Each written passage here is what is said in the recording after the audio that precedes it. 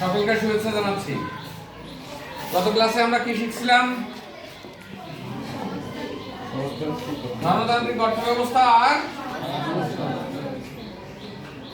সমাজতান্ত্রিক অর্থব্যবস্থা। আজকে আমরা শিখব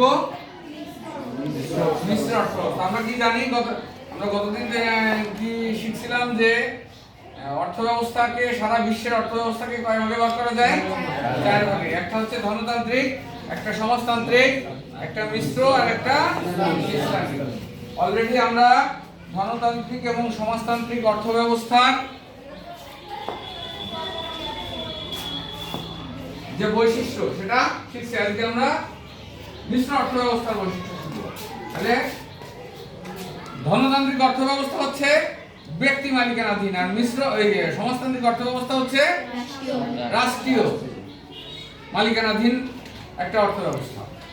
আর মিশ্র অর্থব্যবস্থা হচ্ছে দুইটার সংমিশ্রণ, ধনতান্ত্রিক এবং সমাজতান্ত্রিক দুইটা ব্যবস্থার সংমিশ্রণ। যেমন কিছু ব্যক্তিগত উদ্যোগ থাকে, স্থাবর অস্থাবর সম্পত্তির ব্যক্তিগত মালিকানা থাকে, কিন্তু গণদ্রব্য যেটা, যেমন সড়ক, তারপরে হচ্ছে স্বাস্থ্যসেবা বা অন্যান্য যে সেবাগুলো আছে বা অন্যান্য যে জাতীয় সম্পদগুলো আছে, সেগুলো সরকারি নিয়ন্ত্রণে।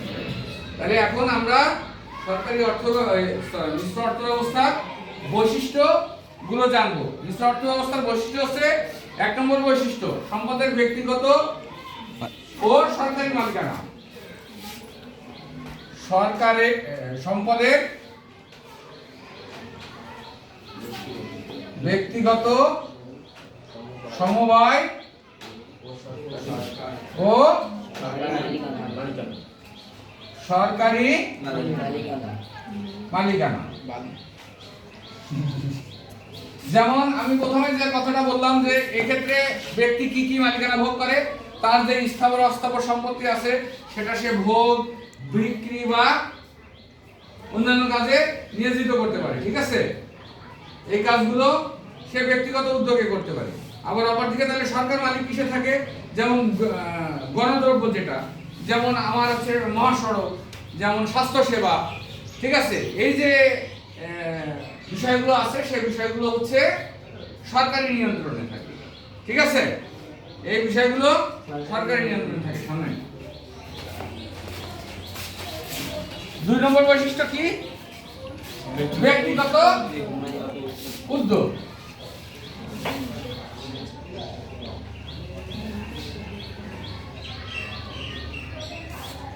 কিছু বিষয়ে মিশ্র অর্থনীতিতে উৎপাদন, বন্টন, ভোগ সহ বেশ কিছু বিষয়ে ব্যক্তিগত উদ্যোগ পরিলক্ষিত হয়। ঠিক আছে, ধনতান্ত্রিক অর্থব্যবস্থা কিছু কিছু বিষয়ে উৎপাদন, বন্টন, ভোগ, এই যে বিষয়গুলো আছে এই বিষয়গুলো সম্পূর্ণ ব্যক্তিগত উদ্যোগে পরিচালিত হয়। সরকারি উদ্যোগ কি? 3 নম্বর বৈশিষ্ট্য হচ্ছে সরকারি উদ্যোগ।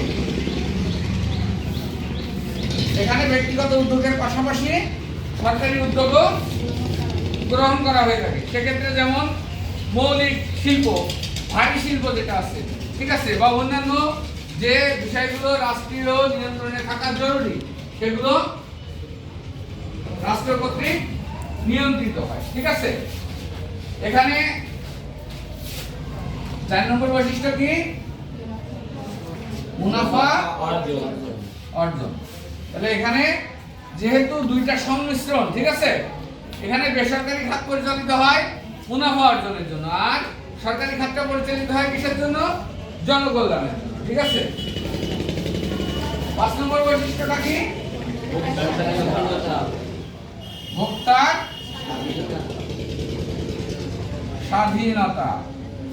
এখানে ভোক্তা ইচ্ছামতো তার দ্রব্য সামগ্রী ক্রয় বিক্রয় করতে পারে, এখানে ভোগ করতে পারে। ঠিক আছে, এই বিষয়গুলো ভোক্তার স্বাধীনতা বিদ্যমান। আবার যেটা জনজীবনের জন্য হুমকি স্বরূপ, সেগুলো সরকার নিয়ন্ত্রণ করে, সেটা সরকার ইচ্ছামতো ভোগ করতে পারে না। যেমন নেশাজাতীয় দ্রব্য, অ্যালকোহল, এগুলোর পরে সরকারি নিয়ন্ত্রণ থাকে, এগুলো ভোক্তা ইচ্ছা মতো নিয়ন্ত্রণ করতে পারে না। একটা জিনিস মাথায় রাখতে হবে, সেটা হচ্ছে পৃথিবীর কোথাও বিশুদ্ধ ধনতন্ত্র মানে সম্পূর্ণ ধনতান্ত্রিক বা বিশুদ্ধ সমাজতন্ত্র আছে বলে এখন পর্যন্ত বোঝা যায় না, ঠিক আছে? এ কারণে মিশ্র অর্থ ব্যবস্থাকে উপযুক্ত অর্থ ব্যবস্থা হিসাবে মনে করা হয়। বিষয়টা বুঝাইতে পারছি সকলকে? এটাই মূলত হচ্ছে মিশ্র অর্থ ব্যবস্থার বৈশিষ্ট্য। আমরা পরবর্তী ক্লাসে ইসলামী অর্থ ব্যবস্থা নিয়ে আলোচনা করবো, ঠিক আছে? ধন্যবাদ।